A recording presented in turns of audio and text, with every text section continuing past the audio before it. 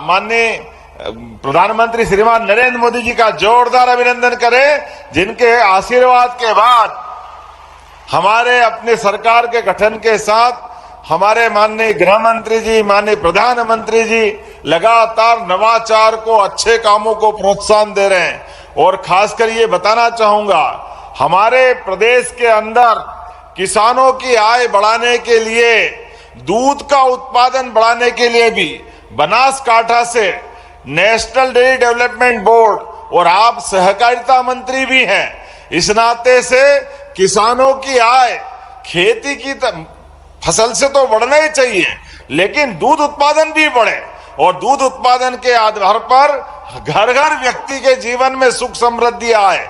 इसलिए दूध और दुधारू पशु, देसी पशु, जिनके आधार पर हमारे गोवंश से हमारी खेती का भी रकबा सुधरे, खेती की आय भी बढ़े, ऐसे उद्देश्य के लिए हमारी सरकार ने नेशनल डेयरी डेवलपमेंट बोर्ड के माध्यम से एमओयू किया, और दूध उत्पादन में भी पशु जिनका दूध ज्यादा उत्पादन होता है ऐसे कई काम बढ़ा रहे हैं। जब हम गौशाला बढ़ा रहे हैं तो घर घर गोपाल, जिनके घर गाय वो गोपाल, इसलिए गोपाल कृष्ण भगवान की हमने प्रयास किया कि गौशालाओं के अलावा घर घर दूध का उत्पादन बढ़ाना चाहिए, उनको अपनी दूध की सही दाम मिलना चाहिए, और उन्नत पशुओं की नस्ल घर घर पहुंचना चाहिए। इसलिए आपने कहा था पिछली बार 2024 दिसंबर में कि अभी राज्य में 9% दूध का उत्पादन होता देश के आधार पर, आपके आशीर्वाद से 5 साल में इसको 20% तक ले जाएंगे, 20% तक।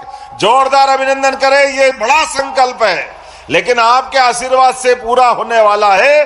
1 साल के अंदर, पिछले साल तक राज्य में हम 9000 लीटर दूध का उत्पादन करवा रहे थे, लेकिन अभी अभी आंकड़ा आया है पशुपालन विभाग के द्वारा, अभी हमने 12000 लीटर दूध का प्रति दुग्ध संघ, हमारे पास ये आंकड़ा आया है।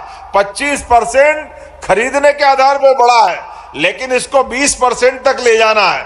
और ये निराश्रित गौ माताएं, जिनमें 33 करोड़ देवी देवता का वास होता है, ये दर दर क्यों भटके? वास्तव में इसका सारा प्रबंधन करने के लिए हमने नगरीय निकायों में, नगर पालिका, नगर निगम, नगर पंचायत, प्रत्येक गौशाला को 20 रुपया प्रति गौमाता के बजाय 40 रुपया प्रति गौमाता करने का निर्णय किया है। ऐसे कई और निर्णय मैं बता सकता हूं, लेकिन आज समय की कमी है। आज तो मन आनंद से भरा हुआ है। अटल बिहारी वाजपेयी जी की जयंती है, जोरदार अभिनंदन करें अटल बिहारी वाजपेयी जी के लिए, जिनके कारण मध्य प्रदेश को गौरव हुआ, दुनिया का सबसे बड़ा लोकतंत्र गौरवान्वित हुआ, और हमारी जनसंघ से लेके भारतीय जनता पार्टी की यात्रा विश्व की सबसे बड़ी पार्टी माननीय अमित जी के नेतृत्व में आपके अध्यक्षीय कार्यकाल में हुई थी।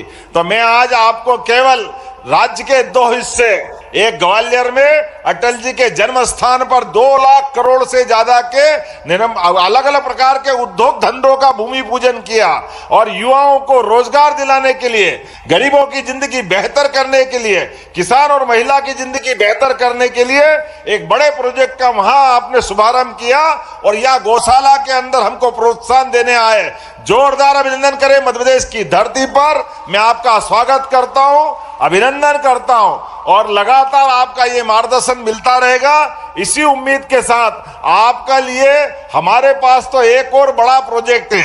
अगला वर्ष हमारा किसान कल्याण वर्ष है, कृषि उत्सव वर्ष के रूप में मनाने वाले हैं। माननीय भाई साहब, आपके मार्गदर्शन में मध्य प्रदेश सरकार अपने राज्य के किसानों की बेहतरी के लिए और बड़ा संकल्प करने वाली है।